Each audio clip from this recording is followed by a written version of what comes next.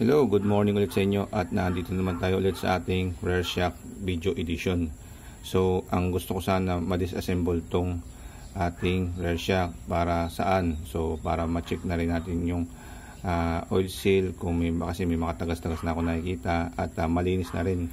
So, tulad nitong isa kong Rare Shock na tagang for sure is for recondition na. At kaya lang hindi mo magalaw yung loob kasi nga ang gusto sana dito is ma-disassembled. So yung iba nga gusto nga may mga may mga kulay itong ganito mapinturahan tong spring para dagdag forma na rin. So ang gagawin ko for today is gagawa tayo ng Rare Shock decompression tools, spring decompression tools, kasi kailangan mo ma-decompress to para mapihit mo yung tornilyo rito, then matanggal mo tong ibabaw at na ma-disassemble mo na itong buong Rare Shock mo. So tara at gumawa tayo ng tools. So sa tools naman na gagawin ko is wala naman akong bibilin na kakaiba or gagastos. So ang gagamitin ko lang is kung ano lang yung available dito sa bahay ko. So unang-una ito nakakuha ko ng lumang sprocket na gamit na at pinagpalitan. So kailangan natin is dalawa. Then may mga may mga bakal lang akong napagpupulot. Ito nuts na nakabilang and itong bolt. So sa paggagawa kasi ng tools na ganito is maraming idea. So kayo malamang mayroon kayong sarili pang idea. So itong ating video is for ano lang naman at for makumbins kayo na pwede pala tayong gumawa ng tools sa pamamagitan lang ng idea natin. So ang una nyo lang gagawin is ilagay nyo siya dyan at kumuha kayo ng welding machine. Then syempre itong bolt nyo is ilagay natin dito. Saka natin siya ihinang. Yan.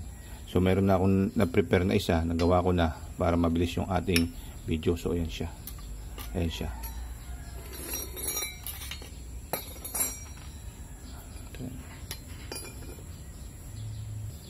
Then manguha kayo ng itong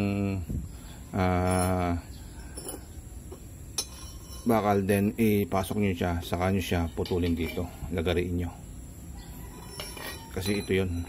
So ito nalagari ko na, then ang purpose kasi nito is siya kasi yung magiging pinaka stopper nitong ano nyo, shock nyo. So yan, pasok na siya dyan. Ayan.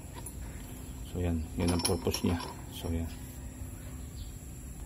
Then secondly, kumuha kayo itong ulit ng bakal nyo, then i-post nyo rito, then ito yung bolt nyo kasi dito nyo siya ilalagay. Dapat isakto siya rito kasi pinaka base ng spring nyo ito, kasi babase yan sa pinaka base ng spring nyo kasi kailangan maibaba kasi ito So yan,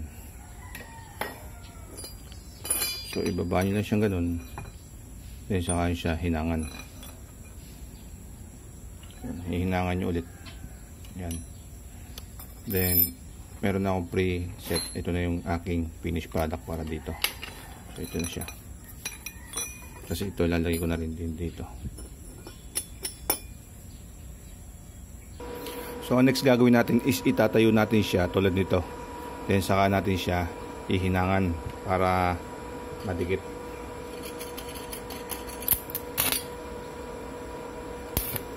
So yun, kukumpletuhin ko lang yung hinang, tibayin nyo mabuti kasi ito yung magdadala ng load nyo. So yan.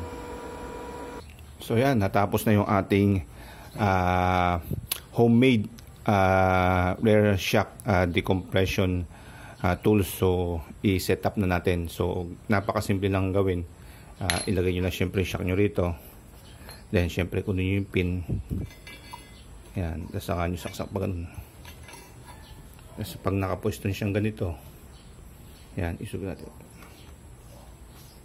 Then ilagay nyo na itong pinaka base plate nyo sa ibabaw. So yan o. Then maglagay na kayo ng tornilyo.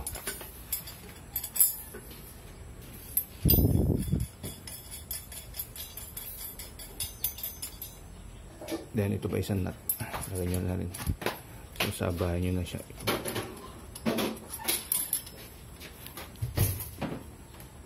Tapos sa kanya siya higpitan ng higpitan hanggang sa bumaba na to. Yan, so higpitan ko muna ng higpitan, no. So yan, higpit lang kayo ng higpit hanggang sa pinaka bumaba na tong pinaka ano niya. Ito, na makita nyo ito. Yung bolt na to is size, depende sa inyo, akin size 17 eh. So yun ang ano nyo, stopper nyo ganun. Saka nyo siya, gagamitin ito. Ganun. Yan, hanggang sa mabunot nyo siya. Ikot na ng ikot.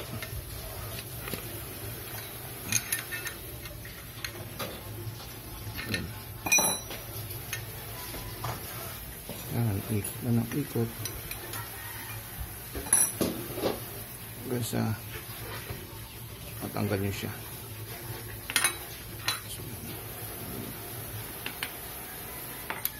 Then saka nyo na i-release tong dalawa na to. So i-release nyo siya ngayon. So release. So ayan o.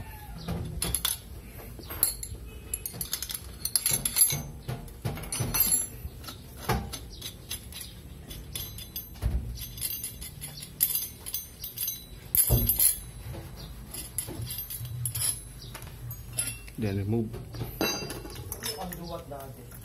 No. So tabi nyo muna itong gamit nyo. So yan, didiscontas yun siya.